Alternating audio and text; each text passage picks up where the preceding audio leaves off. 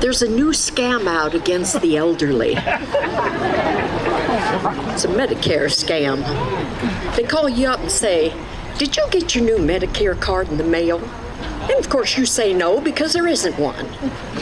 "Oh, well then let us have your information and we'll get that to you." Well, I got one of those calls the other day. "Hi, this is Joseph from Medicare. Did you get your new card in the mail?" I said, "Yeah, I did. I got a card in the mail, and it had your name and a picture of an asshole on it." I have reached the point in life where I don't have to put up with any more crap. And I can say that because I just got a divorce. After 41 years of wedded bliss. Friend said, "Gee, that's a surprise that you'd get a divorce after 41 years. I said, "That wasn't a surprise at all. I knew he was involved with another woman because he'd started brushing his teeth. And I came home from work early one day and caught him wearing my lingerie, and he was a heavy man, a big, heavy man. I said, "You're ruining my lingerie. Take that off." And he said, "I have everything a woman desires." And I said, "Yeah, curly hair and big tits. Take that lingerie off." He ruined it. It was expensive stuff. It was from the Caitlyn Jenner collection.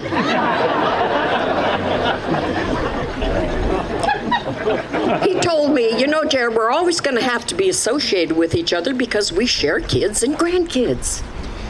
We should do stuff together." I said, "Okay, I agree. Let's make a pact. Let's kill ourselves. And you go first."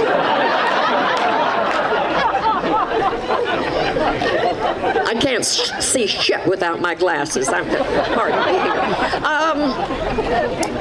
I think about a lot of stupid stuff in life. Maybe one of you could explain to me, why is there an expiration date on sour cream?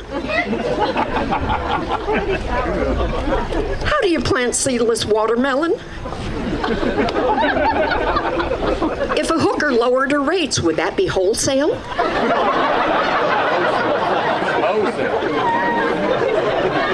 Is a crack dealer actually a pimp? If two bald men put their heads together, would they be making an ass of themselves? These are the questions that keep me awake at night. Nobody explains anything to me. I have been dating, though, and I'm not doing well. I mean, I've been out of that for a long time. And I went out with this used car salesman. Not what you would call the most honest person in the world. But I went out with him 3 or 4 times, and I felt comfortable around him. And I said, "You know, Zach, I'm really thinking about getting a boob job." And he started laughing. He said, "A boob job? On a woman your age? That would be like fixing the headlights on a car that's been totaled. They will never find his body." And I wouldn't pay for a boob job anyway. I'd wait for the buy one, get one free sale.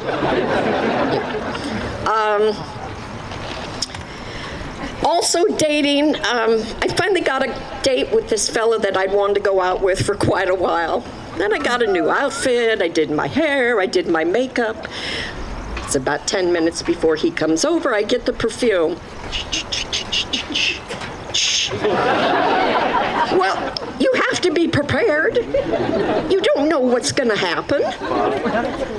You have to cover all the bases. First, second, third, and home. And this is baseball season. What if he tries to slide into home? I don't know. No one tells me anything. I was flashing back to the love of my life, my high school sweetheart. I was in love with that man for decades, but I couldn't marry him. His name was Dick. I refused to drive around for the rest of my life with a bumper sticker that says, "I love Dick." could be arrested for that. That's solicitation. But I was watching this guy at work. I work at the fairgrounds, the racetrack and the fairgrounds, and I was watching this guy at work across from me, this customer, and I just couldn't take my eyes off him. Thought, oh my God, I've never seen anything like that in my life. And he turned around and I saw his ass and I thought, oh, I want to make a sandwich. I couldn't take my eyes off him. So I'm standing there, these two women walk up and they're reading my menu above their heads. And it's all these different tacos. And one says to her friend, I think I'm going to have one. I said, oh, God, so am I if I keep watching him.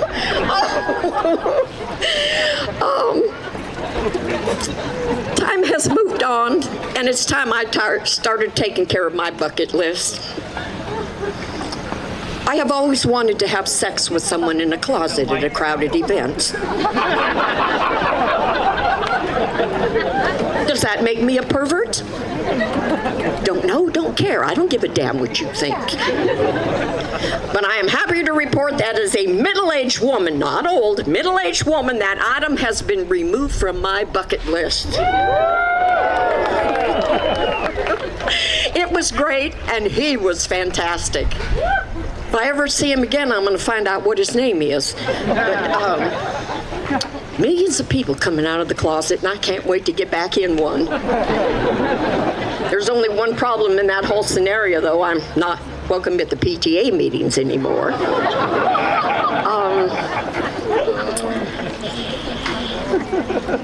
I have two girls that came out of that 41-year-old marriage. Today they're 40 years old. Spoiled shits. But I was flashing back to an event that happened when they were 11. They went into my bedroom and they found an adult book. And they bring it out to me and they have it open to a picture of a guy getting a BJ. And I thought, oh no. Mama, what is she doing? And I said, oh, I don't know. Mama, is she going to get a baby from doing that? I said, no, she's not going to get no baby. She's going to get jewelry. Now, some of you may wonder how I know that.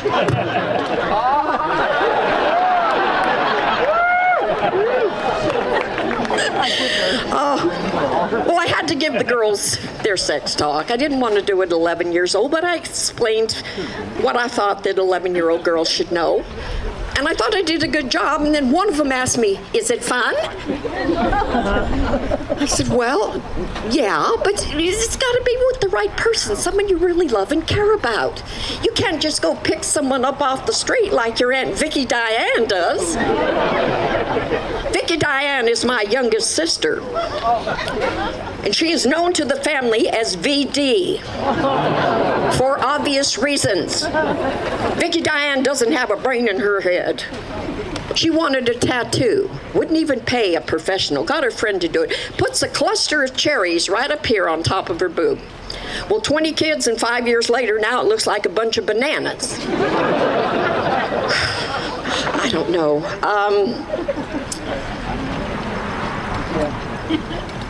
I guess I'm bragging on this one, but before I was married, I loved having sex on the beach. And I'm not talking about the drink. Oh, no. And I have reverted back to that. And I called my daughters up and was bragging about it. And they said, that's disgusting. A woman your age doing something like that. That is disgusting. We would never do that. And I said, dear God, the hospital gave me the wrong babies. They can't be mine. And I said, well, you might change your mind, so let me give you a few pointers on it. If you're going to have sex on the beach, number 1, wait until dark. Number 2, never, ever, ever use a jellyfish as a lubricant. And number 3, before you go home, make sure you're wearing your own underwear. They said, well, we don't want to hear any more about it. We just wouldn't do that. We would never do that. And I said, oh, really? Well, let me tell you something, girls. If I hadn't had sex on the beach, your asses wouldn't be here. And where do you think your names came from? Sandy and Shelley? If you'd have been born boys, I'd have named you Rough and Rocky. Attention, attention please. There's no waiting in closet number 6.